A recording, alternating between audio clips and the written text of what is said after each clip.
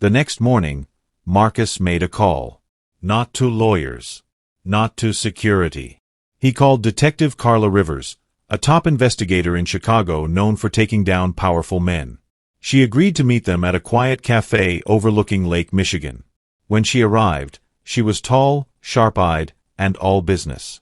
She sat down across from Marcus and Tiana. "I'll be direct," she said. "Richard Hale is one of the most protected men in this country. But he is also one of the most dangerous." Tiana trembled. "He threatened to take my son from me." Detective Rivers nodded.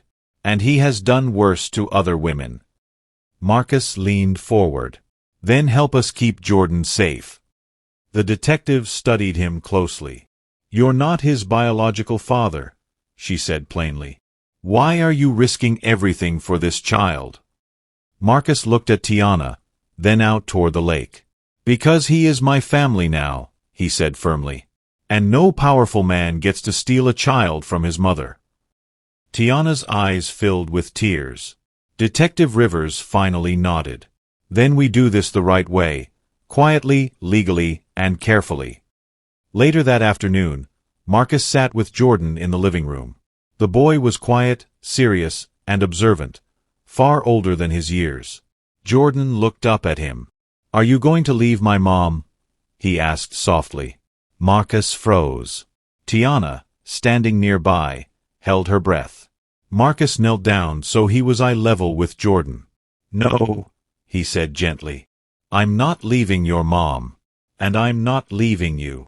Jordan studied him carefully. "Even if my dad is dangerous?" he asked. Marcus nodded. "Especially then."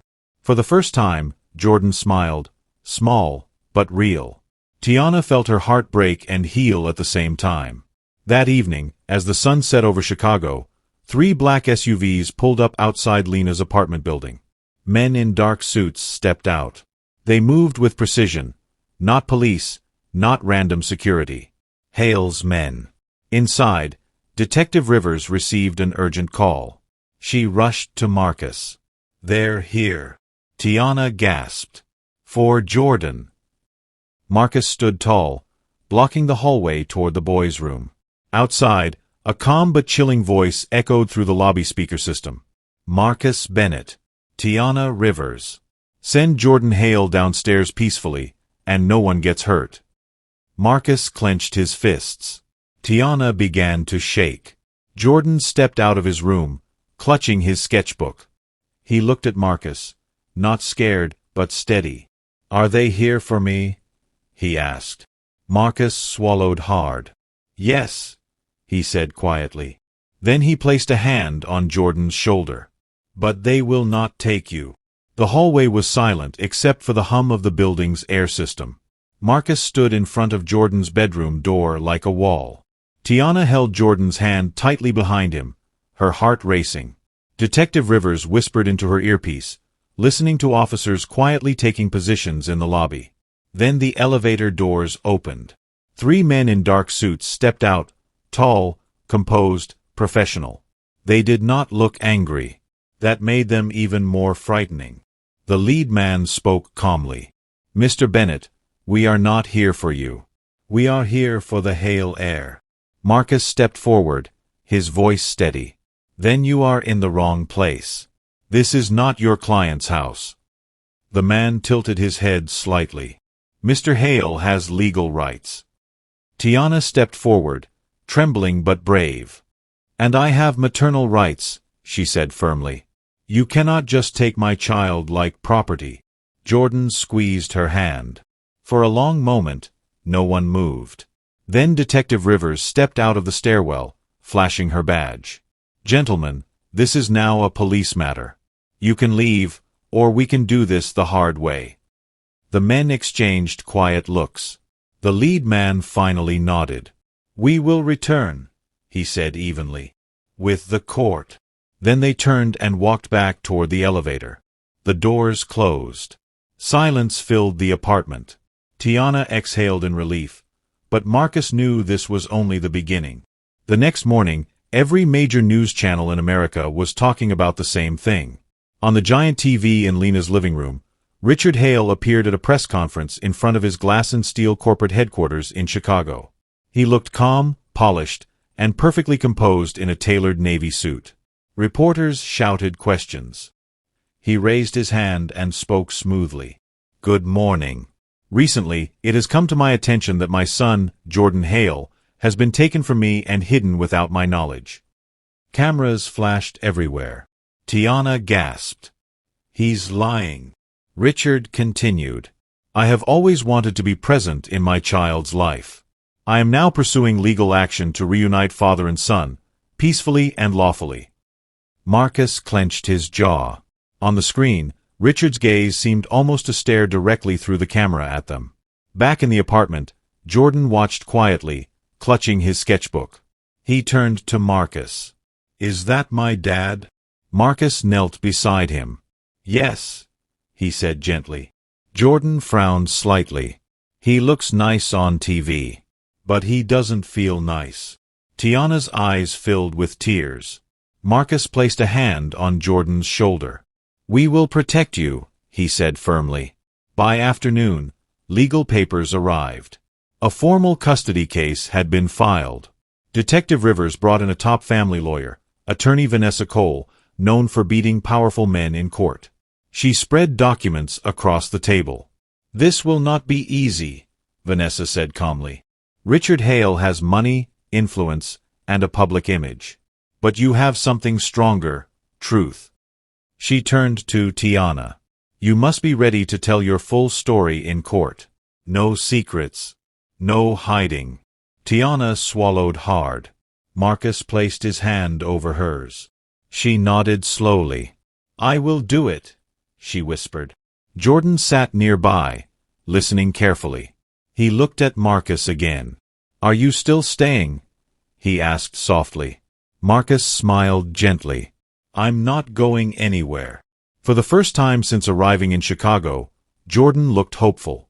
That evening, as rain began to fall over the city, a sharp knock sounded at the apartment door. Lena hesitated. Detective Rivers motioned for everyone to stay back. She opened the door slightly. Outside stood a woman in a designer coat, holding an envelope. Not a lawyer. Not security. A familiar face. Richard Hale's sister, Elaine Hale. Her expression was calm but heavy. "I didn't come to threaten anyone," she said quietly. "I came to talk." Marcus stepped forward. Elaine looked at him directly. "My brother is many things," she said. "But you should know something before you fight him." Tiana stepped closer, heart pounding. Elaine exhaled slowly. "Richard does not just want Jordan for pride. He wants him because of a family secret that could change everything." Marcus felt a chill. Tiana whispered, "What secret?" Elaine looked at them both, then at Jordan. And for the first time, her calm mask cracked. Elaine Hale stepped fully into the apartment, rain dripping from her coat. The room felt tense. Even the city outside seemed quieter. Jordan sat beside Marcus, still clutching his sketchbook. Elaine looked at him first, her expression softening. Then she turned to Tiana and Marcus. "Years ago," she began slowly, "our father died without a clear will. Richard became the face of the family, the heir, the leader, the businessman everyone followed." She paused. "But what most people don't know is this. Our father believed that Richard was not his only rightful heir." Tiana frowned. "What do you mean?" Elaine folded her hands. "He believed there was another child, one born outside his marriage. A child he searched for before he died." Marcus felt a chill. Elaine continued, "When Jordan was born, Richard began to suspect that Jordan was not just his son, but also the missing link to our father's unfinished legacy." Tiana's voice trembled. "So he doesn't just want Jordan as a son. He wants him as a symbol?" Elaine nodded. "Exactly. For Richard, this is about power, inheritance, and control, not just love." Jordan looked up at Marcus, confused. Marcus knelt beside him. "None of this changes who you are," he said gently. "You are still Jordan." The boy nodded slowly. But Marcus could feel the weight of what was coming next.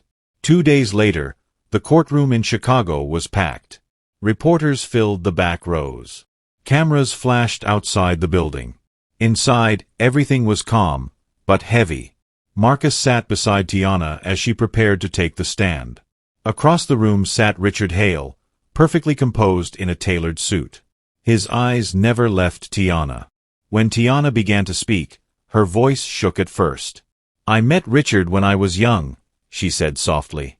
"He was powerful, charming, and controlling." She took a breath.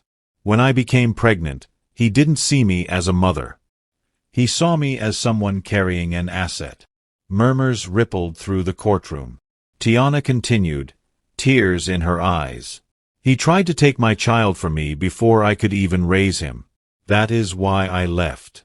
That is why I hid." Marcus squeezed her hand. Richard leaned forward slightly, his expression unreadable. The judge watched closely. By the time Tiana finished, the room was silent. For the first time, people did not see Richard Hale as a perfect billionaire. They saw a powerful man being challenged. Next, Marcus was called to testify. He stood tall, calm, and steady. The attorney asked, "Mr. Bennett, why are you involved in this case?" Marcus looked directly at Richard Hale. "Because Jordan is my family," he said firmly. "I may not be his biological father, but I am his protector." The room grew still. Marcus continued, "This is not about power. This is about a child's safety, stability, and happiness." Jordan watched from the gallery with Lena and Detective Rivers. When Marcus finished, the judge leaned back thoughtfully. Richard's jaw tightened for the first time. The tide was beginning to shift. That evening, back at Lena's apartment, Jordan sat quietly with Marcus on the couch. Rain tapped gently against the windows. Jordan spoke softly. "Marcus, do I have to go with him?" Marcus's heart tightened. He knelt in front of the boy. "No one is taking you anywhere against your will," he said gently. "But the court may ask what you want." Jordan thought for a moment. Then he looked straight at Marcus. "I want to stay with my mom," he said quietly. "And I want you to stay too." Tiana, standing nearby, covered her mouth and began to cry. Marcus smiled softly. "I'm not going anywhere." For the first time since this battle began, the family felt united. The next day, Richard Hale requested a private meeting. Not with lawyers. Not in court. But with Tiana and Jordan, alone. Detective Rivers was skeptical. Marcus was cautious. Tiana was terrified. But they agreed. In a quiet conference room overlooking Lake Michigan, Richard sat across from them. No cameras. No crowd. Just silence. He looked at Jordan for a long moment. Then, slowly, his polished mask cracked. "I never learned how to be a father," he admitted quietly. "My life was built on control, not connection." Tiana stared at him in shock. Richard turned to her. "I hurt you. I see that now." He looked back at Jordan. "I want a relationship with you, but I don't want to break your life to have it." Marcus watched closely. For the first time, Richard Hale did not look like a billionaire. He looked like a lonely man. The judge's final decision did not come the next day. Instead, the court ordered mediation, shared custody, gradual visits, boundaries. Richard would not take Jordan from Tiana, but he would not disappear either. Back in Atlanta, Marcus and Tiana returned to their glass mansion, this time with Jordan by their side. The city lights glowed outside as they stood together on the balcony. Jordan held Marcus's hand. Tiana rested her head on Marcus's shoulder. Broken trust had almost destroyed them. But truth, painful, difficult truth, had rebuilt them. Marcus looked at the skyline and whispered softly, "Some storms break families, but some storms build them stronger." Back in Atlanta, Jordan stood quietly in the grand living room of Marcus and Tiana's glass mansion. Sunlight poured in through floor-to-ceiling windows. The marble floors gleamed, and the skyline shimmered in the distance. Yet Jordan looked uneasy. Tiana knelt beside him. "Baby, "You don't have to be scared here," she said gently. Jordan clutched his sketchbook. "It's beautiful, but it doesn't feel like home yet." Marcus stepped in, lowering himself to Jordan's level. "That's okay," he said calmly. "Home isn't just a place. It's people." Jordan looked at him, then slowly nodded. That night, Marcus sat alone on the balcony, staring at the city. Tiana joined him. "I know I hurt you," she whispered. Marcus sighed. "You hid a part of your life from me, but you also did it to protect your son." They stood in silence, not healed yet, but choosing to try.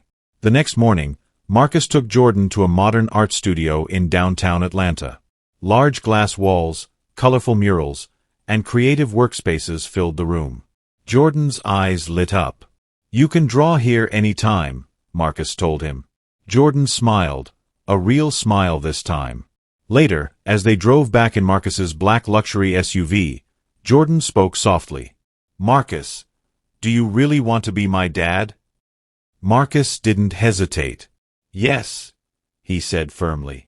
Jordan stared out the window, then whispered, "I think I want you too." In that moment, a bond formed that no court could break. One evening, as rain poured over Atlanta, the gate to the Bennett mansion opened.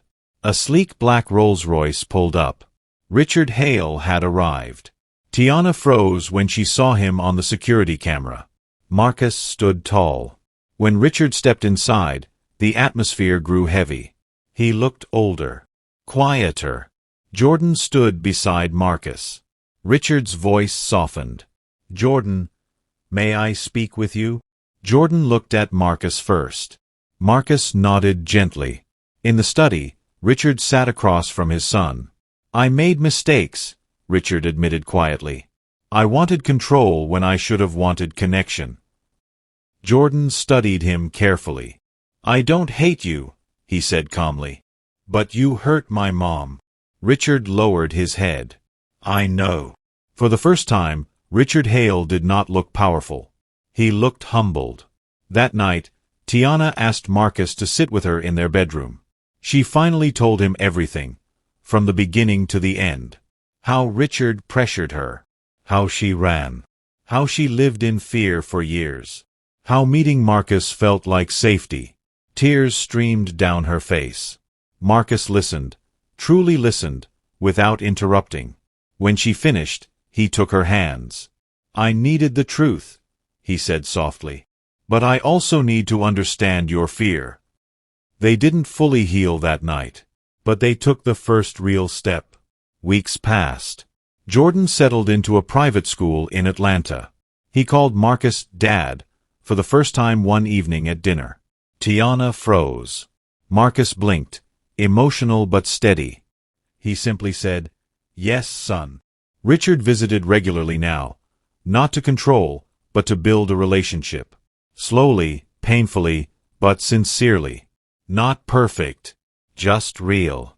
One quiet night, the three of them stood together on the balcony overlooking Atlanta. The city sparkled like a sea of stars. Jordan leaned against Marcus. Tiana rested her head on Marcus's shoulder. Marcus looked out at the skyline and spoke softly. "Trust was broken, but truth rebuilt us." Tiana squeezed his hand. Jordan smiled. And for the first time in years, their family felt whole.